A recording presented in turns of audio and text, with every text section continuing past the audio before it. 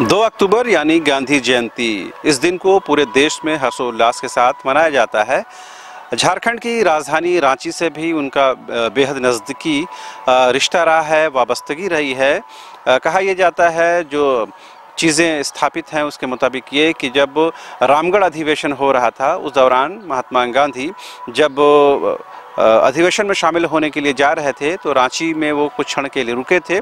उस दौरान उन्होंने निवारण आश्रम में भी कुछ वक्त बिताया था, चूँकि यहाँ पर उन तक ये जानकारी पहुँची थी कि जनजातीय सेवा मंडल के द्वारा जो इस क्षेत्र में व्यापक स्तर पर शिक्षा के क्षेत्र में, स्वास्थ्य के क्षेत्र में काम किया जा रहा था, लिहाजा उस चीज़ को देखने और समझने के लिए गांधी जी निवारण आश्रम में आए थे। इस वक्त हम उसी आश्रम के परिसर में हैं जहाँ की तस्वीरें आप देख पाएंगे। हालांकि अब तो वो बिल्कुल तस्वीर बदल गई है, लेकिन वो परिसर यही है, वो स्थान यही है, वो जगह यहीं पर है और इसी स्थान पर गांधी जी आए थे और कुछ क्षण बिताया था। उन्होंने उस जो संस्था है उसके बारे में जानकारी जुटाई थी कि वो संस्था क्या काम करती है और उस जनजातीय सेवा मंडल के बारे में ये भी है कि डॉक्टर राजेंद्र प्रसाद ने ही इस संस्थान की नींव रखी थी और उसके साथ जो भैया राम मुंडा थे जो झारखंड के थे, दोनों ने मिलकर के इस संस्था को स्थापित किया था। और बताया यह जाता है करीब 6 वर्षों तक डॉक्टर राजेंद्र प्रसाद इस संस्था के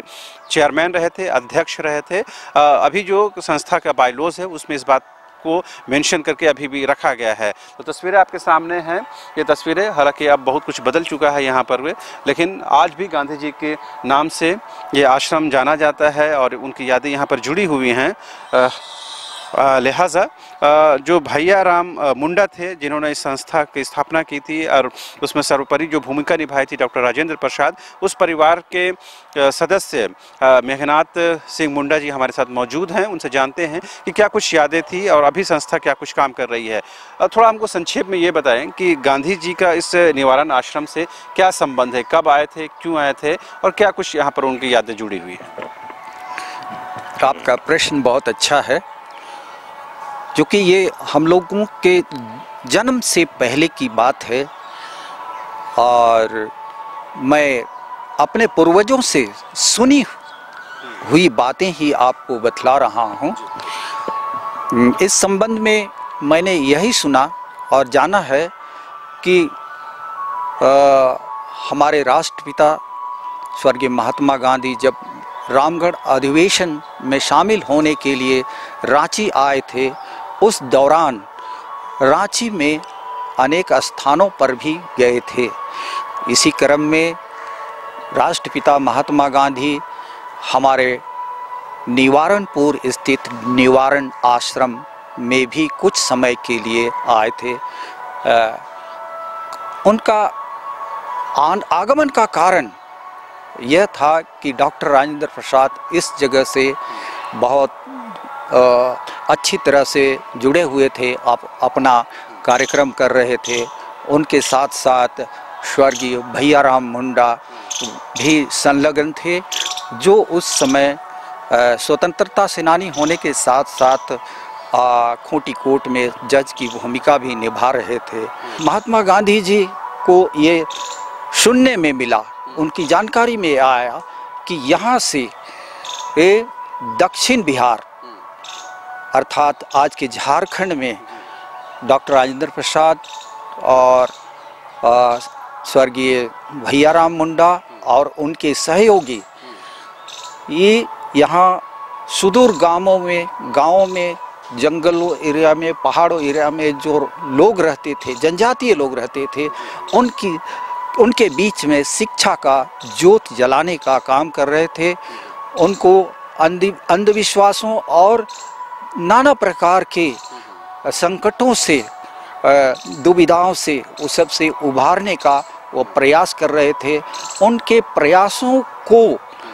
प्रयासों की जानकारी मिलने पर राष्ट्रपिता महात्मा गांधी प्रभावित हुए और इस निवारण आश्रम में कुछ समय के लिए आए और यहाँ के समस्त कार्यकर्ताओं से मिले, बातचीत किए, अपना मार्गदर्शन दिए और बताया जाता, आप लोगों ने ही बताया है कि जो संस्था का जो बायलॉज है उसमें ये मेंशन है कि डॉक्टर राजेंद्र प्रसाद 2 कार्यकाल यानी 3-3 साल का 2 कार्यकाल यानी 6 वर्षों तक इसके अध्यक्ष भी रहे। तो ये बेहद महत्वपूर्ण हो जाता है कि एक तरफ इस संस्था का जो नाम है वो डॉक्टर राजेंद्र प्रसाद से जुड़ा हुआ है, दूसरी तरफ जो महात्मा गांधी थे राष्ट्रपिता, उनके नाम से भी इस संस्था का नाम जुड़ा हुआ है। लिहाजा इस संस्था का अपना एक महत्व है, उनकी अपनी एक इम्पोर्टेंस है। ख़ास बात यह है कि जो संस्था है अभी बहुत जीर्ण शीर्ण हालत में नज़र आ रही है, इसके पीछे क्या कारण है? पहला कारण तो यह है कि इस संस्थान ने अर्थात डॉक्टर राजेंद्र प्रसाद, स्वर्गीय भैया राम मुंडा और उनके सहयोगियों ने अथक प्रयास करके अपने आप को समाज सेवा में बलिदान देते हुए पूरे झारखंड क्षेत्र में लगभग 500 middle school, high school, hostel इत्यादि उन्होंने खोलने के बाद बरसों चलाया। बरसों चलाने के बाद में लगभग सन 1973 की बात है।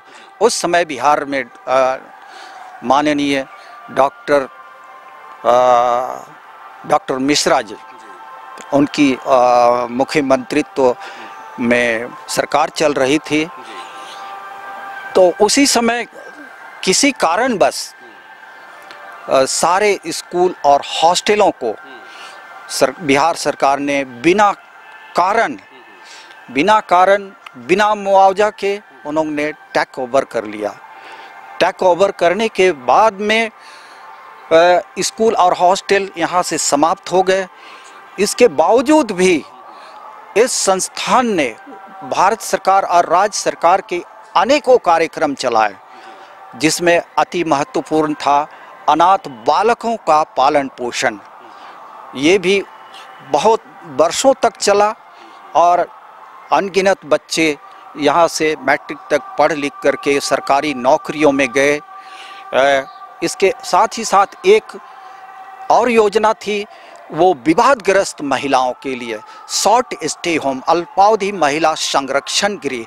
इस गृह में उन महिलाओं को रखा जाता था जिनको अपने घर परिवार में रहना मुश्किल हो गया, पारिवारिक विवाद के कारण से। किसी के पति ने, किसी ने उसे निकाल बाहर कर दिया या नाना प्रकार के विवाद हैं। मेघनाथ जी, हम ये जानना चाह रहे हैं, क्योंकि इस संस्था की जो विरासत है वो बहुत बड़ी है और काफ़ी लोकप्रियता इस संस्था की रही है।